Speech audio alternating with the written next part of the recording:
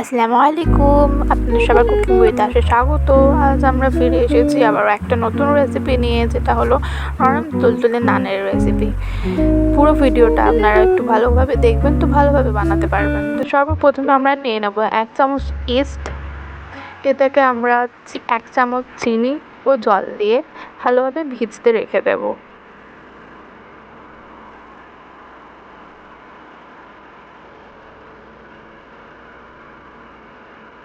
জলটা নর্মাল জলই হবে। এটাকে ভালোভাবে আমরা ভিজতে দিয়ে দেবো যতক্ষণ না চিনিটা গলে যায়।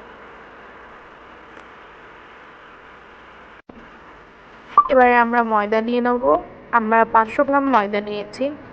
এতে আমরা নুন দিয়ে দেবো স্বাদ অনুসার। তারপর এতে আমরা চিনি দিয়ে দেব। আমরা 1 থেকে 1.5 চামচের মতো চিনি দিয়েছি, আপনাদের যতটা মনে হবে আপনার সেই অনুযায়ী দেবেন। এবারে আমরা বেকিং পাউডার দিয়ে দেব। আমরা 2 চামচ তেল দিয়েছি, সাদা তেল আপনারাও দিয়ে দেবেন। এবারে এতে একটা ডিম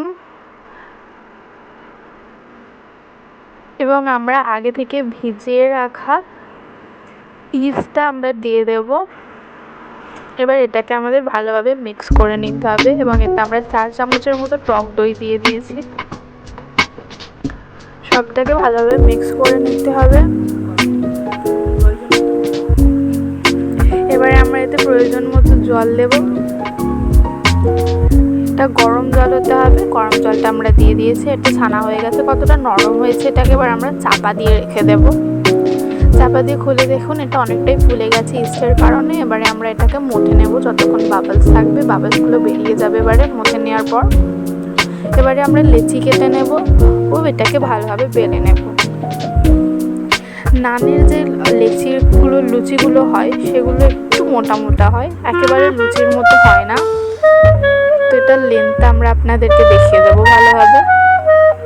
এটার লেন্থটা ঠিক এতটা হতে হবে, বেশি পাতলাও নয় বেশি মোটাও নয়। এবারে আমরা তেল গরম করতে দিয়ে দেবো ও নানগুলো ছেড়ে দেবো। এটাকে একটু টাইম দিয়ে ভাজতে হবে, নাহলে ভেতরটা কাঁচা রয়ে যেতে পারে। এপাশ ওপাশ পাল্টে আমরা তেল দিয়ে ভালোভাবে এটাকে ভেজে নেব।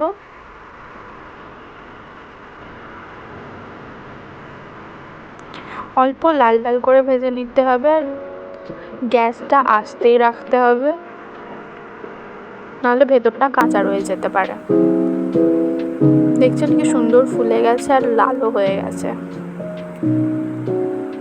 ভালোভাবে এপাশ ওপাশ করে ভেজে নিয়ে এবার এটাকে আমরা তুলে নেব আর একইভাবে বাকি নানগুলো আমরা রেডি করে নেব। আমাদের নরম তুলতুলে নান রেডি। আর এটা খুবই নরম হয়েছিল। আপনারা এগুলো নিশ্চয়ই বাড়িতে ট্রাই করবেন। এতটাই নরম ছিল আপনারা শুধু মুখেও খেতে পারবেন। আপনারা নিশ্চয়ই ট্রাই করবেন। Thank you.